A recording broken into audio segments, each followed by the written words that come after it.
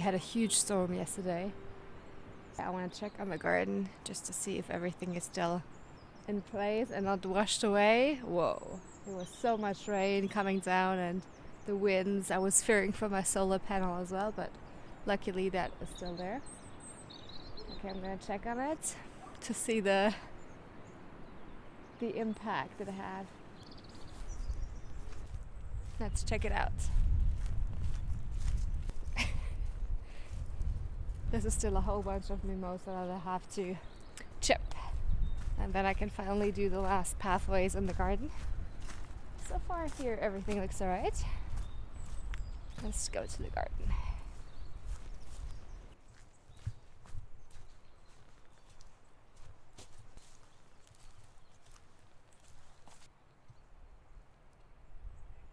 Okay, I'm happy. This is all still totally intact. Looks good, yeah. Nothing washed away. So it was really good that I put heaps of wood chips on the sides, because I think that helped the soil to stay in place a bit. And obviously my well-constructed greenhouse is still standing. Well, I didn't doubt it, but still, you never know. Let's check on the water level. Oh yeah. Ooh, it's really wet here.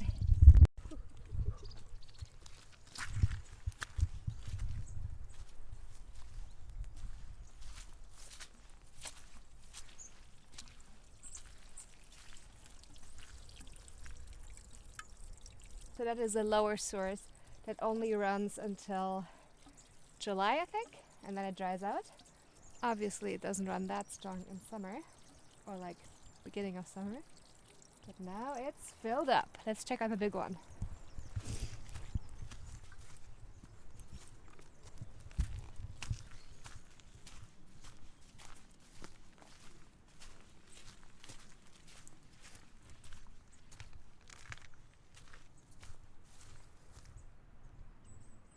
Here everything looks normal. The reason is also the old owner came by and explained it to me that this pipe you can see there is connected to the outlet there.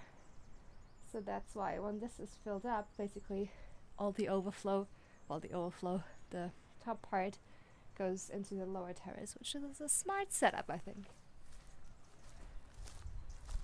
Yeah. Here, the overflow of that well. My little tiny pond. It's doing well, not overflowing. Yeah, and here my water source. Well running. Yeah, and yes, I have my IBC tanks now, but I haven't come around to do the water setup yet. But I will do it in the next weeks, I promise. And that's an exciting project. But yeah, all good. The garden looks good. I have never shown you how those cover crops here in the highest terrace are doing. This terrace, originally I thought I will use it, but I think I will leave it for this year. I think it's too much work with all the other projects that I have been going on, if I do another terrace that I have to maintain. So I think if I do 2, that's plenty for my first year of self-sufficiency. I don't expect to live fully off the land yet. And I also planted those onions in between, and they're coming out as well. So all success so far. Ooh, excuse me. Nice, I'm happy that nothing got destroyed. Looks all pretty normal. Oh yeah, I want to see how much water actually came down. I always check in the buckets that I empty the night before a big storm or something, just to see how much water fell down. Let's see. Okay, it's not as much as I thought actually. It's a third maybe of the bucket. We had I think a few weeks ago we had also rain, and in just one night I think it was almost half full. So that's crazy to think. When it rains, it rains. When it's dry, it's dry. That's what the climate is like here. I don't mind it. I like it. Hello, Mr. Jack. Hello, Mr. Jack. Na, Noogie? You want to Yeah? Very early one. He's excited for a walk now. Mr. Let's go.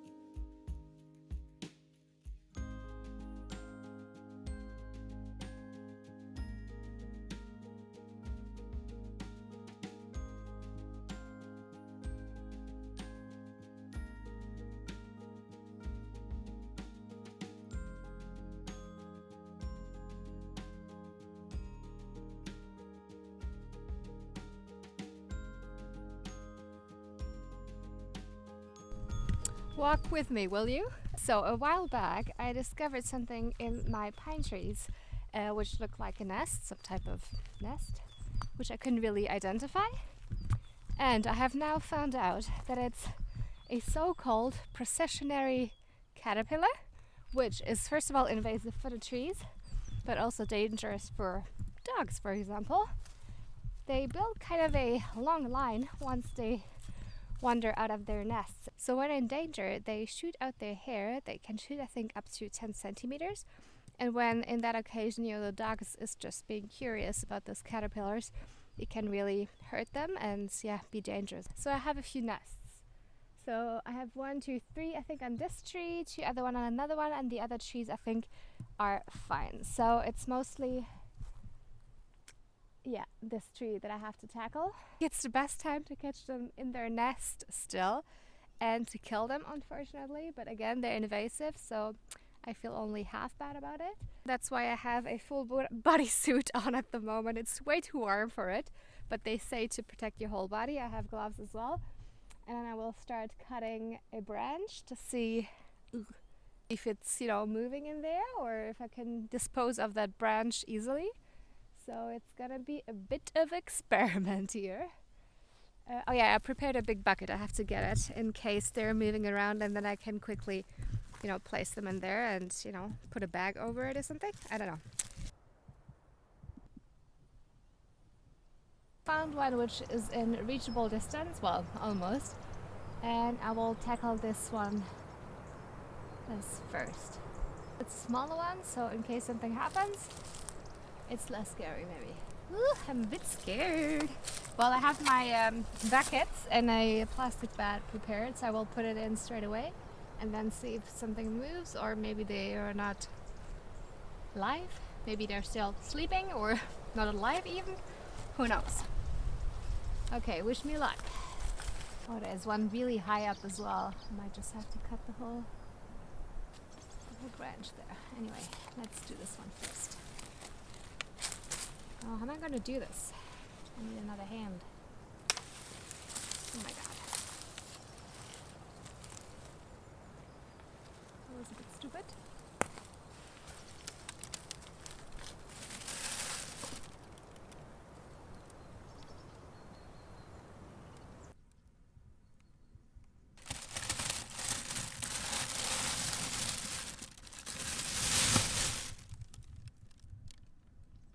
This one seems to be okay.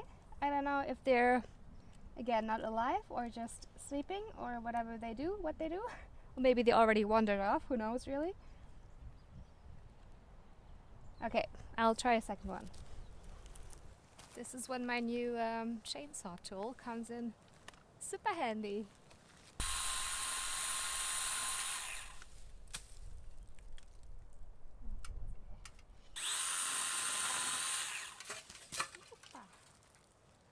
So I can see some caterpillars, but they all seem dead.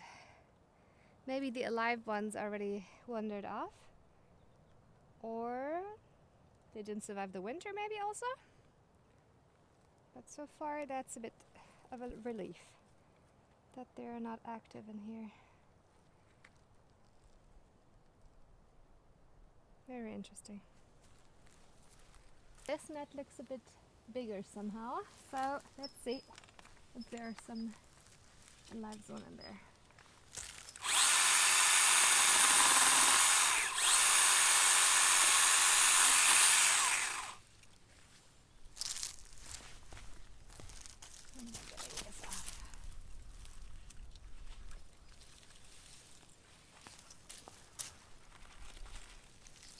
Oh no. This is not good. Please don't be alive. Where's the other one? So.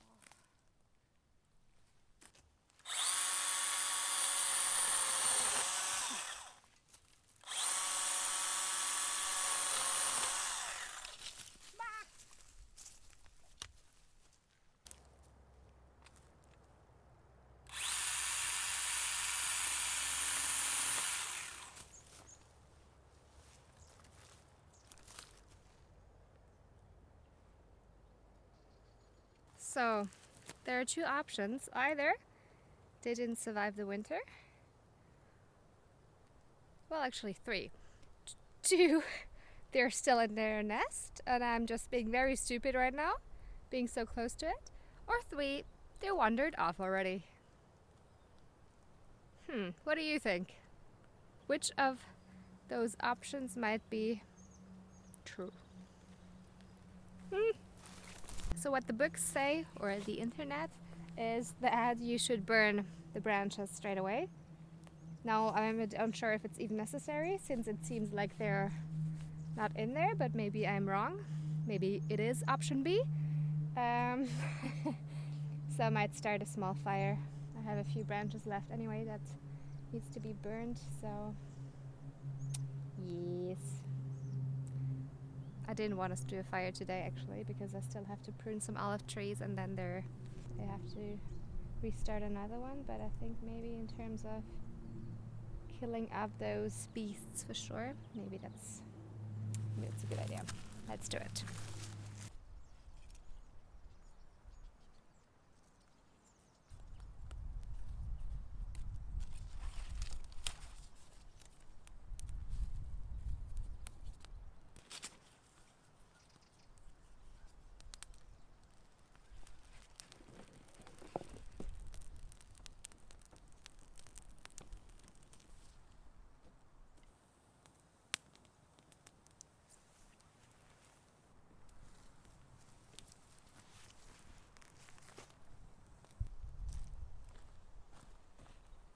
So I was asked when I will be planting out. Well, the answer is right now.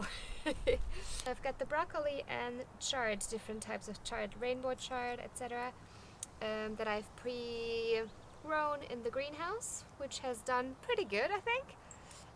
So yeah, for them it's totally fine to be planted outside already. In Portugal and in the region where I am, it's fine to plant out those plants which are frost tolerant.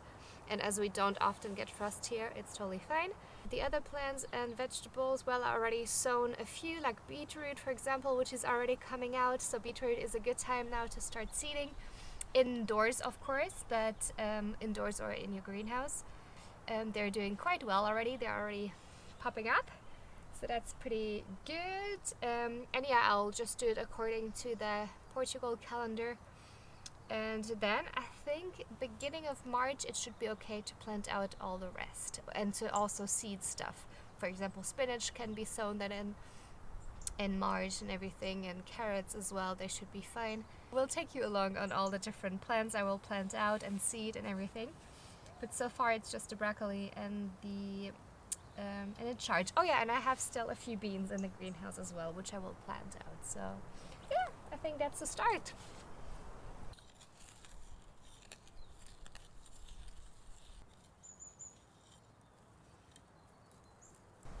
And what I like to do is intercrop as much as possible. So I already made a plan on my computer just to kind of figure out where I want to plant which of those veggies and which like each other, which might not like each other that much. But as I'm not doing a whole row of, for example, there's broccoli, I might just do broccoli here. I already put one there, over there, so I will separate it as much as possible to make sure, even if there's maybe a evil caterpillar on this one, the other ones might still be safe when I have time to pick the caterpillars of those ones first. And yeah, it's just for general plant health, of course, it's the best to intercrop and have variety as much as possible, and that's what I'm going for as well.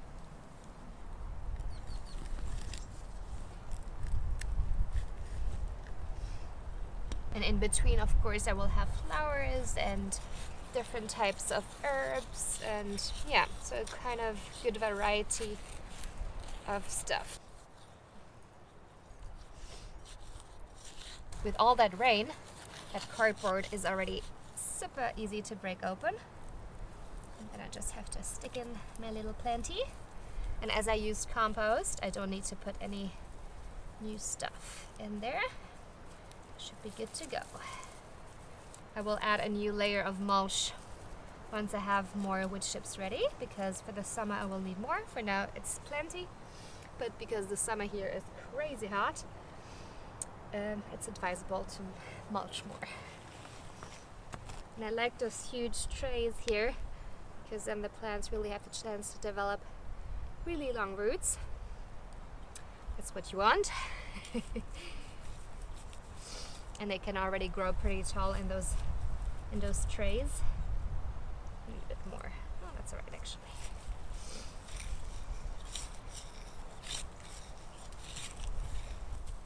Perfecto. How many do I have? 1, 2, maybe one more here. This looks like a kale of some sort, but I'm not sure. I seeded pretty wildly here, so I don't remember really which of those plants this one is. So since the cardboard is already loose or like almost dissolved here under the soil, I can reach my own soil now as well. So for the plants, they will now have the nice compost as well as my own soil, which is slowly gonna become one. So they have plenty of nutrients at this point. Okay, for here, that should be enough.